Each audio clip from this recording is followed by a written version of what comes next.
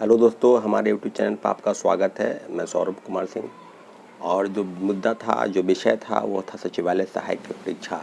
के रिज़ल्ट को लेकर जिस प्रकार की बातें हुई थी और जो रिज़ल्ट आया था उसमें बहुत सारे अभ्यर्थियों का, लगभग 9 लाख अभ्यर्थी थे और लगभग 11,000 समथिंग रिज़ल्ट दिया गया। तो जैसे कि छात्रों पता है कि जिस प्रकार की बातें हुई थी और होने वाली थी, हम लोगों ने बैठक की थी अपने साथियों के साथ और एक राय लिए थे कि लोगों से किसी कि नहीं, एक बैठक होनी चाहिए और बैठक के बाद ये तय हुआ कि आंदोलन बिल्कुल होना चाहिए। क्योंकि आंदोलन होने का क्या औचित्य है, क्या उसकी प्राथमिकता है, इस सारे बिंदुओं पर हम चर्चा करेंगे इस वीडियो के माध्यम से। क्योंकि जो चीज़ें सामने हैं उस चीज़ों की स्पष्टता बिल्कुल होनी चाहिए। अभी जो हम लोग लगातार, आज 17 तारीख हो गया है और लगभग 2 दिन के बाद माननीय उच्च न्यायालय यानी हाई कोर्ट खुल जाएगा।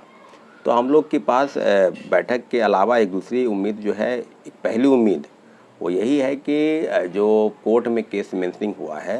यानी 19 मार्च को हुआ था कोर्ट में केस, उसके बाद हम लोग लगातार इंतज़ार करते रहे कि हम लोग का डेट मिल जाएगा। क्योंकि जो कोर्ट की प्रक्रिया है उसमें आपको भी पता है कि काफ़ी धीमी प्रक्रिया होती है, परंतु मिल नहीं पाया क्योंकि 1 महीना के लिए कोर्ट बंद हो गया था। परंतु फिर 19 जून से कोर्ट खुल रहा है और उम्मीद करते हैं कि जल्द से जल्द हम लोगों को हियरिंग की जो डेट है, जो मेंशनिंग किया हुआ है फाइल, उसके लिए उसके संदर्भ में हम लोग के जो केस है वो खुल जाएगा। साथियों, आपको जो जिस बैठक की बात हम कर रहे थे वो बैठक है सचिवालय सहायक को लेकर। हम लोग अपने साथियों के साथ बैठक किए थे और बैठक के बाद हम ये बताए थे कि जल्द ही 2-3 दिन 4 दिन के बाद हम कुछ पर्सनल काम से हम बिजी थे अपने घर पर, लेकिन इस बात के लिए हम लगातार प्रयासरत थे कि बैठक होगी और बैठक के माध्यम से जो निर्णय लिया जाएगा कि आंदोलन किस प्रकार से होगा, कैसे होगा। तो इन सब बिंदुओं पर चर्चा करने के उपरांत हम ये पाए कि लोगों की जो सक्रियता है बिल्कुल सही नहीं है। लोग लगभग 10, 20, 50 लोग ही ऐसे हैं जो मानसिक रूप से, शारीरिक रूप से और आर्थिक रूप से ये चाहते हैं कि ये बात है। आप एक बात बताइए, जब जब पीटी का रिज़ल्ट आया तो उस समय में लोगों को, जिनका रिज़ल्ट आया उन लोगों को लग रहा था कि मेरा रिज़ल्ट बढ़िया हुआ है।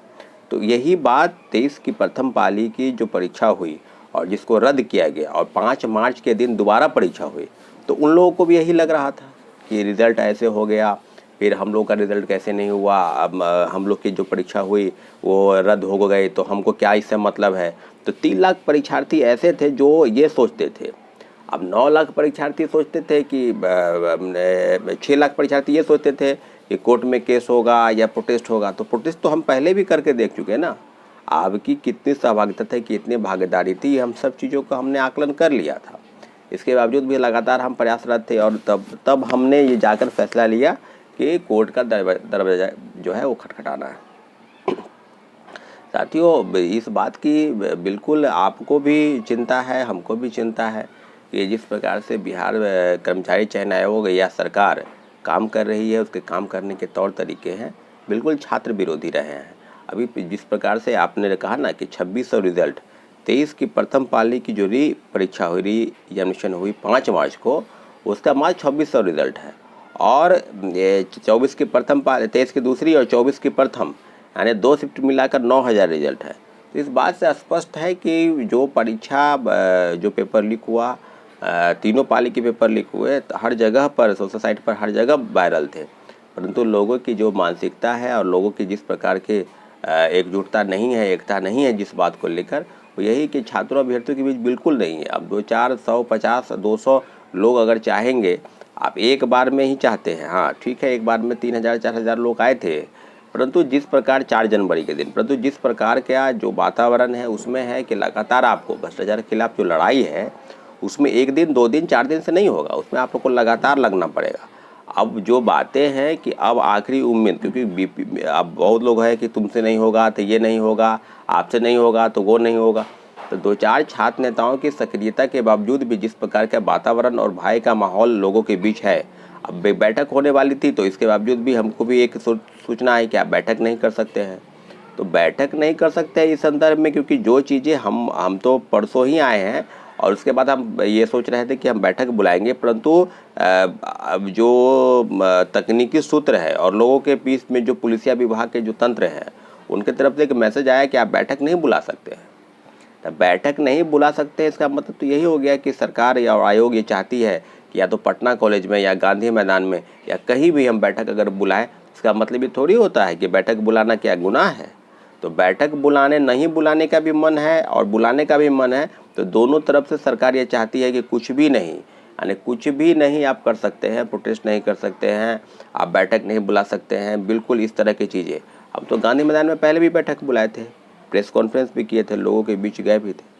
तो साथियों अभी जो बात है ये निकल कर सामने आई है कि हम लोगों की जो लास्ट होप है वो यही कि सचिवालय सहायक परीक्षा के अंदर संदर्भ में जो रद्द कराने की जो प्रक्रिया है उसको लेकर जो व्यवस्था है उसमें है कि माननीय उच्च न्यायालय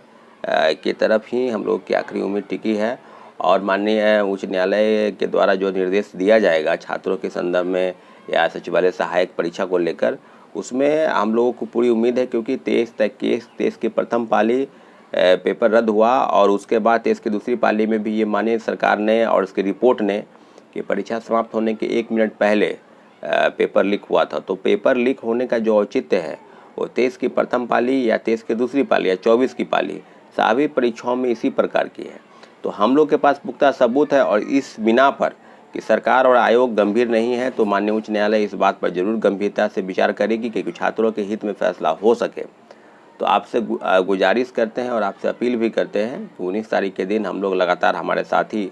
लोग जाएंगे भी और हम भी जाएंगे। बात हो रही है कि हम लोग की 19 के बाद जल्द ही 2-3 दिन के अंदर हम लोग का डेट मिल जाए, ताकि एक फ़ैसला पहली हियरिंग के बाद ये क्लियर हो जाएगा कि छात्रों के हित में फैसला हो रहा है या कर्मचारी चयन आयोग अपने पक्ष में सरकार द्वारा फैसला करवा रही है। सब चीज़ों पर हम लोग जानकारी रखेंगे और तब आपको बताएंगे कि क्या है। 19 तारीख के दिन हम जाएंगे, अपने लॉयर से मिलेंगे, तब कोई अपडेट आपको देंगे।